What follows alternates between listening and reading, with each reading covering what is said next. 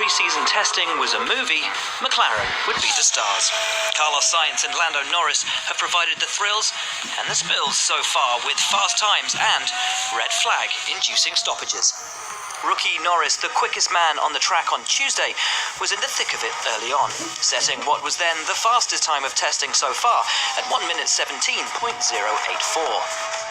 But Toro Rosso's Alex Albon then upstaged his fellow rookie by becoming the first driver to break the 1 minute 16 barrier.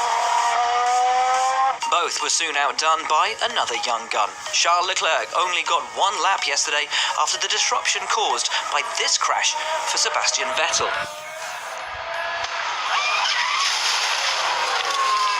Today, the 21-year-old put Ferrari top of the timesheets by some margin with a show-stopping 1 minute 16.231, the fastest lap of pre-season testing so far. It's a good morning for us, and it's good to be on top, but it doesn't mean anything. Despite some late flourishes from Renault's Daniel Ricciardo, the morning order held firm, with Leclerc on top from Albon, Norris, and Red Bull's Pierre Gasly with the 4th best time. But it was Gasly who served up the biggest incident of the day when he crashed his RB15 hard into the barriers at turn 9.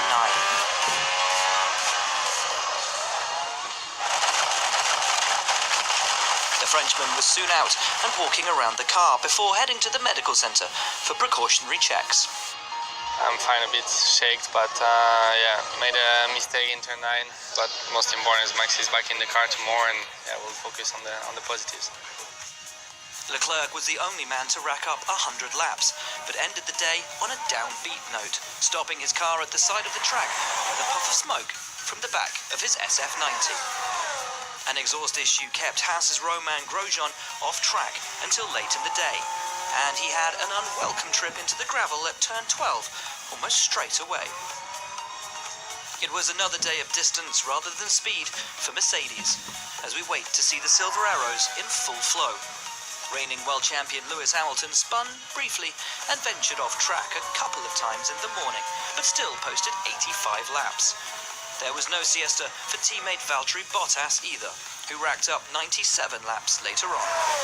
Together they helped Mercedes top the lap count with a mammoth 182, nearly 3 whole Grand Prix distances. Williams, still playing catch-up, had a solid day, with George Russell accounting for their 140 laps, while Albon got Toro Rosso up to 118, and with Lance Stroll, despite his car stopping on track late in the day, managing to get Racing Point into the 100 club as well. There's just one more day of testing left before lights out in Australia on March the 17th.